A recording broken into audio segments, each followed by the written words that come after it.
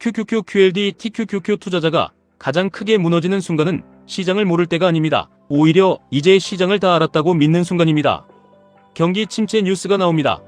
실업률은 최악이라고 합니다. 소비는 꺾였다고 합니다. 금리는 부담이라고 합니다. 전문가들은 아직 바닥이 아니라고 말합니다. 그래서 여러분은 겁이 나서 QQQ를 줄이고 QLD를 던지고 TQQQ는 아예 쳐다보지도 않습니다.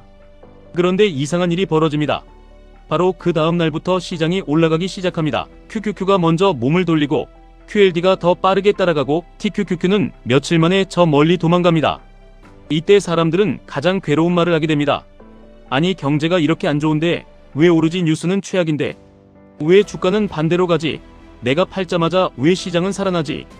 이 질문에 답하지 못하면 QQQ, QLD, TQQQ 투자는 계속 흔들립니다. 많은 사람이 매크로 경제를 완벽히 맞추면 투자도 성공할 거라고 믿습니다. 금리 방향만 알면 된다. 실업률만 보면 된다. 경기 침체만 피하면 된다. 환율만 맞추면 된다. 유가만 확인하면 된다. 이렇게 생각합니다. 하지만 시장은 그렇게 단순하지 않습니다. 경제를 이해하는 게임과 투자로 돈을 버는 게임은 처음부터 다른 게임입니다. 경제를 맞히는 능력과 QQQ, QLD, TQQQ로 살아남는 능력은 완전히 다릅니다.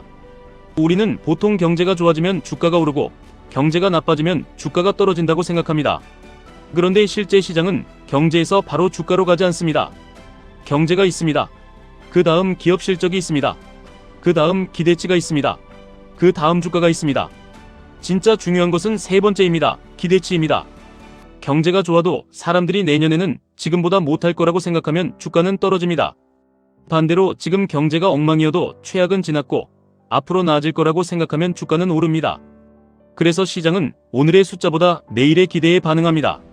여러분이 뉴스를 보고 침체를 확신한 순간 시장은 이미 그 침체를 가격에 반영했을 수 있습니다. 여러분이 이제 위험하다고 느낀 순간 시장은 이미 그 다음 회복을 보고 있을 수 있습니다. 이게 QQQ, QLD, TQQQ 투자자가 반드시 알아야 할 선반영의 본질입니다. 2008년 금융위기 때도 그랬습니다. 세상은 무너지는 것처럼 보였습니다. 은행은 흔들렸고 회사는 문을 닫았고 사람들은 일자리를 잃었습니다. 그런데 주가는 실업률이 최악이 되기 전에 먼저 바닥을 찍었습니다. 사람들이 신문을 보고 이제 진짜 끝났다고 느끼던 그 시점에 시장은 이미 다음 장면으로 넘어가고 있었습니다. 2020년 코로나 때도 똑같았습니다. 시장은 단기간에 폭락했습니다. 공포는 너무 컸고 뉴스는 매일 더 나빠졌습니다. 그런데 주가는 최악의 실업률 숫자가 발표되기 전에 먼저 돌아섰습니다. 뉴스는 뒤늦게 공포를 설명했고 시장은 먼저 미래를 가격에 반영했습니다. 이 차이를 모르면 QQQ, QLD, TQQQ 투자자는 늘 늦습니다. 무서운 뉴스가 나오면 팔고 좋은 뉴스가 확인되면 다시 삽니다. 그런데 무서운 뉴스가 나왔을 때는 이미 많이 빠진 뒤이고 좋은 뉴스가 확인됐을 때는 이미 많이 오른 뒤입니다. 결국 가장 싸게 사야 할 때는 못 사고 가장 조심해야 할 때는 확신을 갖고 들어갑니다. 특히 QLD와 TQQQ는 이 차이가 훨씬 더 크게 느껴집니다. QQQ가 흔들릴 때 QLD는 더 크게 흔들리고 TQQQ는 마음을 더 세게 흔듭니다. 그래서 전략 없이 들고 있으면 투자자가 자산을 운용하는 게 아니라 가격 변동이 투자자를 끌고 다니게 됩니다. 여기서 핵심은 이겁니다. 하락이 문제가 아닙니다. 하락을 예상하지 못한 구조가 문제입니다. 시장은 원래 흔들립니다. 조정은 비정상이 아닙니다. 장기 상승장 안에서도 10% 조정은 반복되고 더 큰 하락도 주기적으로 옵니다. QQQ를 오래 가져가려는 사람이라면 이것을 당연한 비용으로 받아들여야 합니다. 그런데 머리로는 알고 있어도 계좌로 맞으면 다릅니다. QLD가 빠지면 2배로 아프고 TQQQ가 빠지면 3배로 두렵습니다. 손실의 고통은 이익의 기쁨보다 훨씬 크게 느껴집니다. 그래서 바닥은 숫자로만 오지 않습니다. 바닥은 공포와 함께 옵니다. 계좌의 손실, 뉴스의 비명, 주변 사람들의 조롱, 전문가들의 경고, 이 모든 것이 한꺼번에 몰려올 때 바닥이 숨어있는 경우가 많습니다. 문제는 대부분의 투자자가 바로 그 자리에서 버티지 못한다는 겁니다. AI를 생각해 보셔도 됩니다. 2022년에 AI가 세상을 바꿀 거라고 생각한 사람은 분명 방향을 잘 봤습니다. 하지만 그 생각만으로 돈을 번 것은 아닙니다. 그의 기술주는 계속 흔들렸고 엔비디아도 깊은 하락을 견뎌야 했습니다. 방향은 맞았습니다. 그런데 언제 오를지 맞춰야 했고 어떤 기업이 진짜 승자인지 맞춰야 했고 얼마나 오래 버틸 수 있는지도 맞춰야 했습니다. 투자는 이렇게 잔인합니다. 맞췄다고 돈을 버는 게 아닙니다. 맞힌 뒤에도 견뎌야 돈이 됩니다. QQQ, QLD, TQQQ도 마찬가지입니다. 나스닥이 장기적으로 성장한다는 생각은 많은 사람이 합니다. 그런데 진짜 차이는 그 다음에 갈립니다. 급락이 왔을 때 버틸 수 있는가? 회복 초입에 겁먹지 않을 수 있는가? 모두가 환호할 때 무리하지 않을 수 있는가? 계좌가 흔들릴 때 생활까지 흔들리지 않게 만들었는가? 이 질문에 답하지 못하면 좋은 자산을 들고 있어도 결과는 나빠질 수 있습니다. 여기서 많은 분들이 이렇게 묻습니다. 그러면 매크로는 아예 볼 필요가 없는 건가요? 아닙니다. 매크로는 봐야 합니다. 다만 맞히려고 보면 안 됩니다. 매크로는 미래를 찍는 수정구슬이 아니라 내 계좌의 위험도를 조절하는 온도계입니다. 금리, 환율, 육아, 고용, 소비, 지정학, 기업 실적, 기술 혁신, 이 모든 것은 중요합니다. 하지만 중요하다고 해서 정확히 맞힐 수 있다는 뜻은 아닙니다. 금리 인하는 보통 주식에 좋다고 말합니다. 그런데 그 금리 인하가 경기 침체의 비명이라면 오히려 주식에는 나쁠 수 있습니다. 실업률이 나쁘면 경제에는 고통이지만 시장은 금리 인하 기대 때문에 오를 수도 있습니다. 물가가 내려가면 좋을 것 같지만 기업 매출 둔화로 해석되면 주가는 흔들릴 수 있습니다. 같은 숫자도 상황에 따라 의미가 달라집니다. 그래서 진짜 중요한 것은 숫자 자체가 아닙니다. 그 숫자가 시장의 기대보다 좋은지 나쁜지입니다. 호재가 나왔는데도 주가가 빠지는 이유가 여기에 있습니다. 모두가 엄청난 호재를 기대한 자리에서는 보통의 호재로는 부족합니다. 반대로 악재가 나왔는데도 주가가 오르는 이유도 여기에 있습니다. 모두가 최악을 각오한 자리에서는 덜 나쁜 것만으로도 충분합니다. QQQ, QLD, TQQQ 투자자가 매크로를 볼 때도 이 관점이 필요합니다. 뉴스가 나쁘다. 그래서 판다. 이렇게 가면 늦습니다. 뉴스가 좋다. 그래서 산다. 이렇게 가도 늦습니다. 대신 이렇게 봐야 합니다. 이 악재는 이미 가격에 얼마나 반영됐는가? 지금 사람들의 기대는 너무 낮은가? 너무 높은가? 내 계좌는 반대 방향으로 움직여도 버틸 수 있는가? 이게 실전입니다.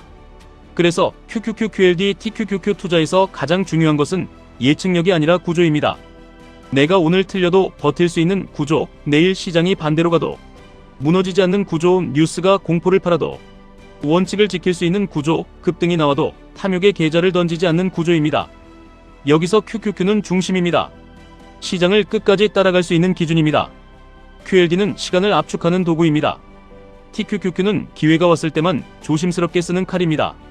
중요한 건 무엇을 사느냐보다 어떤 상황에서 어떻게 행동하느냐입니다. 공포 구간에서는 전부 도망가는 게 아니라 내가 정한 원칙 안에서 천천히 확인해야 합니다.